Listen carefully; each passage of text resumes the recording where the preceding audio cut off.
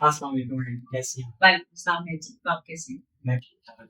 Madam, मैं world Pakistan की तरफ से एज़ अ पेयर एजुकेटर काम कर रहा हूँ और हम इन इंटरजेनरेशन सॉलिडैरिटी पे एक वीडियो सीरीज़ बना रहे हैं। तो सबसे पहले मैं आपसे आपका तारुफ़ पूछना चाहता हूँ। आप अपना तारुफ़ करवाएँ, फिर हम आगे बढ़ते हैं। मेरा नाम सबीहा शाहीन है, आपको जैसे पता है कि मैं बरगद के साथ काम करती हूँ। बरगद एक यूथ ऑर्गेनाइजेशन है। जब मैं यूथ थी तो मैंने ये स्टार्ट किया था, इनिशिएटिव लिया था बरगद का। आइडिया ये था कि हम नौजवानों के लिए सेफ स्पेसेस क्रिएट करना चाहते थे। तो करते-करते अब मैं ज़ाहिर है ना तो यूथ हूँ, ना यूथ एक्टिविस्ट हूँ, ना मैं यूथ चैंपियन हूँ, लेकिन अब मैं यूथ वर्कर हूँ। जो मेरी जो आइडेंटिटी है इस वक़्त वो एक यूथ वर्कर के तौर पे है कि मेरा काम सारी ज़िंदगी यूथ पे रहा है और मेरी जो एक्सपर्टी है वो आप कहें एक्सपीरियंस की शक्ल में है या आप कहें नॉलेज की शक्ल में है, वो मेरा सारा का सारा यूथ डेवलपमेंट। ठीक है मैडम, जैसे आपने कहा कि आप जब यूथ थी तब आपने ये इनिशिएटिव लिया था। तो मैं आपसे ये जानना चाह रहा हूँ कि जब आप यूथ थी, तो आपके जो सीनियर्स थे, उनके साथ आपका कैसा ताल्लुकात थे और उनका रवैया और जो अब यूथ है, उनके उनके साथ साथ कैसा रवैया है? ये बड़ा इंटरेस्टिंग है। ज़ाहिर है जब मैं यूथ थी तो हमें लगता था कि जो हमारे हमसे बड़े लोग हैं वो हमारी बात नहीं समझते। जी। मेरा ख्याल है ये सारे नौजवानों को लगता है कि हमारी बात नहीं समझी जाती, हमें सही नहीं समझा जाता। और ये देखिए ये एक जो इंटरजेनरेशनल गैप है ये हमेशा रहता है। ज़ाहिर है जो बच्चे होते हैं वो पिछली जो एज कोहोर्ट होता है मिनिमम 20, 25, 30 साल का गैप होता है। तो 25-30 साल का गैप काफ़ी ज़्यादा गैप होता है। लेकिन बड़ी इंटरेस्टिंग बात ये है कि जो मेरी जनरेशन है, मेरे बाद जो जनरेशन्स आई हैं, मेरे बाद सिर्फ 2 जनरेशन्स और अभी बल्कि तीसरी भी आ रही है, इनके दरमियान जो गैप है ये शायद मुझे ये लगता है और मेरी जनरेशन को भी लगता है कि पिछली जनरेशन से बहुत ज्यादा है।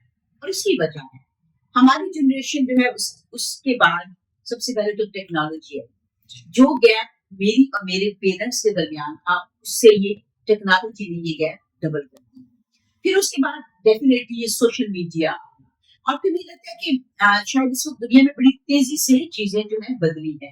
आप अगर देखिए पिछले 30-40 सालों में इतना कुछ नया आया है और अब हमारी भी जिंदगियों में AI आ गया। अब देखिए ये जो सारा कुछ है इसको देखते हुए लाजमी बात है कि जो आज की जनरेशन है जिसको हम जेन जी कहते हैं, जो जेन जी है और मैं जेन एक्स हूँ और मेरे दरमियान में एक मिलेनियल भी है। तो जाहिर है जेन जी के साथ एक चलना, उनको समझना, उनको अपनी बात समझाना डेफिनेटली चैलेंजिंग है। और ये मैं ज़रूर कहूँगी कि ये चैलेंज उस चैलेंज से बड़ा है जो मुझे और मेरे से पहले की जनरेशन के दरमियान था। लेकिन डेफिनेटली चलना पड़ता है और मैं इस पे बहुत ही क्लियर हूँ। मुझे लगता है कि हम बजाय इसके कि हम ये ज़िम्मेदारी जेन ज़ी पे डालें या आने वाली जनरेशन पे डालें कि वो हमारी बात समझे, हमें उनकी बात समझनी है। मैं बहुत क्लियर हूँ और मैं इस पे यकीन रखती हूँ कि हमें उनकी बात को समझना है और हमें उनके साथ चलना है। देखिए अगर हम चाहें कि वो हमारे साथ चले इसका मतलब है हम उनको पीछे लेके आना चाहते हैं। नहीं, हमें कदम आगे बढ़ाना है और हमें उनके साथ चलना। तो मेरा इसमें कुछ ऐसा है। ठीक है मैडम, तो आपके ख़्यालात बहुत अच्छे हैं और अभी आप गैप आपको अच्छे लगेंगे। जी, अभी आप जैसे आप कह रही हैं कि 3 जनरेशन्स का गैप आ गया। तो अब इस गैप को कम करने के लिए हम क्या ऐसे इक़दामात उठा सकते हैं या ऐसे क्या काम कर सकते हैं कि जो सीनियर सिटीज़न्स हैं और जो अब जो जेन ज़ी आई हुई है, इनको आपस में करीब लाया जा सके? देखिए एक तो हमें अगेन मैं कहूँगी कि हमें ज़्यादा कोशिश करनी पड़ेगी और शायद मैं थोड़ी-सी रिक्वेस्ट करूँगी जेन ज़ी से कि वो भी थोड़ा इस चीज़ को मार्जिन दें या अंडरस्टैंड करें। एक तो हमें उनकी लिंगो सीखनी होगी। जी। अब देखिए आप लोगों की ज़ुबान तो बहुत मुख्तलिफ हो गई ना, बड़ी शॉर्ट हो गई है। हमें पूछना पड़ता है ये आप जी, जी, ये डीडब्ल्यू क्या है और ये क्या है? तो मतलब एक तो ये कि लिंगो का बड़ा फ़र्क आ गया। दूसरा मुझे लगता है कि प्रायोरिटीज़ का बड़ा फ़र्क आ गया। तीसरा वैल्यूज़ में बड़ा मेरा ख्याल है जो चीजें मेरी जनरेशन में और मेरे से पहले की जनरेशन में जिस चीज को बड़ा प्राइड पॉइंट समझा जाता था अगली जनरेशन जो है वो उसको मतलब बेवकूफी समझती है। उनका ख्याल है कि आप मतलब कुछ चीजों के साथ जैसे स्टिक हो जाते हो, कुछ चीजों जिनको वैल्यू करते हो, तो उनके लिए तो मुझे लगता है नंबर 1 वैल्यूज में चेंज आ गया, नंबर 2 प्रायोरिटीज में चेंज आ गया और एक चीज और भी बड़ी अच्छी है कि जेन ज़ी को बड़ी क्लैरिटी है। जैसे मेरी जनरेशन के अंदर कहीं ना कहीं कंफ्यूजन पाई जाती थी कि आप एक काम करना भी चाहते हो, फिर आप अपना सोशल इमेज भी रखना चाहते हो, आप मतलब अच्छे अच्छे भी बनना चाहते हो, कि सब पीपल प्लीजिंग वाली बात बहुत ज्यादा होती थी कि सब लोग हमसे खुश हो। जेन ज़ी ये कहती है कि हमें खुद को खुश रखना है, जी और मैं इस चीज को बहुत सपोर्ट करती हूँ कि वो खुद को खुश रखे, जबकि मेरी जनरेशन होता था दूसरों को खुश रखना, कुर्बानियां देनी है, सेक्रीफाइस करना है, मतलब ये कि अपनी चीज अपने मुंह से निवाला निकाल के दूसरे को देना। तो मतलब ये चीजें, मैं नहीं कहती कि ये वो गलत चीजें बुराइयां ठीक है, ये होती थी, लेकिन थोड़ा बैलेंस करने की जरूरत है। जेन ज़ी में और ये वाली जनरेशन में थोड़ा बैलेंस लाने की जरूरत है। थोड़ा सा हमें सोचना चाहिए कि ये जनरेशन चेंज होगी और उनकी प्रायोरिटीज और उनकी वैल्यूज चेंज होगी, और कुछ उनको भी सोचना चाहिए कि दुनिया में उनके अलावा भी लोग हैं।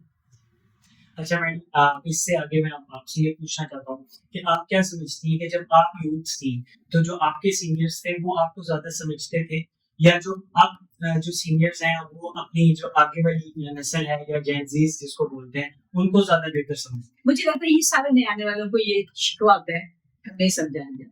जी तो ये बात नहीं सी है। जब हम यूथ थे तो हमें भी लगता था कि हमें नहीं समझा था।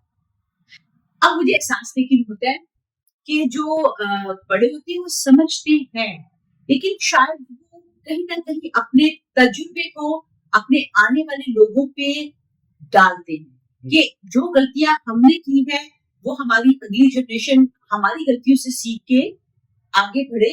मुझे लगता है ये नहीं करना चाहिए, सबको मौका देना चाहिए कि वो गलतियां करें और सीखें। जी सब अपनी अपनी गलतियों से सीखते हैं।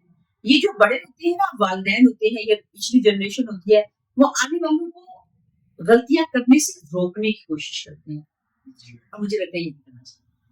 चलिए मैडम, एक सवाल मेरे माइंड में आया इस बात को देखते हुए, क्या आपको लगता है जो अब नस्ल है वो ज्यादा बेहतर फैसले लेती है अपने बड़ों की बात को समझकर, या जब आप यूथ सेम तगड़ से जो आपके टाइम में, तो वो बड़ों की बातों को समझ के ज्यादा अच्छे फैसले लेते हैं? लेकिन ये बात जनरल करनी मुश्किल है पूरी जनरेशन के बिहाफ पे ना, कि मैं ये कहूँ कि पूरी एक जनरेशन जो है वो इस तरह की है।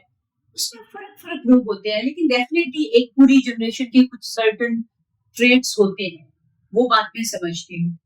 अगेन मैं कहूंगी कि जो हमारी अगली जनरेशन के अंदर कुछ चीजें जो है जो बहुत अच्छी है, जैसे मैंने कहा कि वो अपनी वेलबींग का ख्याल रखते हैं, जो अपनी मेंटल हेल्थ का ख्याल रखते हैं, वो समझते हैं कि सबसे पहले वो अपना ख्याल करें, उसके बाद वो दूसरों का ख्याल करें। तो इसीलिए उनके फैसलों के अंदर जो शायद बड़ों की पिछली जनरेशन की जो मशवरे होते हैं, जो सलाहें होती हैं, वो उनको कम अहमियत देते हैं। शायद मेरी जनरेशन में एक जो प्रेशर था बड़ों का वो ज्यादा लिया जाता ये आपके टाइम पे थोड़ा ज्यादा लिया जाता था। मैं सही गलत नहीं कहूंगी, बट मैं थोड़ा सा इस तरह से जरूर देखती हूँ कि मेरी जनरेशन के लोग बड़ों की बातों को इस बुरी तरह से, मतलब इस तरह से नहीं था कि अच्छा नहीं हमने बिल्कुल नहीं सुनी, मर्जियां करते थे। मैंने अपनी जिंदगी में बहुत मर्जियां की है, बड़ों के बहुत सारे फैसलों को नहीं माना, बट लाइक थोड़ा एक ये फर्क। चले मैडम, इंटर जनरेशन मेंटोरशिप, जैसे कि अभी आपने बताया कि आप यूथ पे काम कर रही है, तो अगर हम इसको इस तरह लेके इंटर जनरेशन जो मेंटोरशिप है ये मुआशरे को कैसे मजबूत और इंक्लूसिव बना सकती है? मुझे लगता है मैं मेंटोरशिप को भी इतना नहीं मानती। मुझे लगता है पार्टनरशिप की बात होगी, साथ चलने की बात होगी, फैसिलिटेशन की बात है। ये नेक्स्ट जनरेशन को हम मेंटोरशिप में ना अपनाएं, हम फैसिलिटेट करें। मुझे ये लगता है कि जो मेंटोरशिप वाला कीड़ा होता है ना बड़ों में, जी पता नहीं मुझे साथियों को ये पसंद नहीं है। हम क्यों दूसरों को मेंटोर करना चाहते हैं?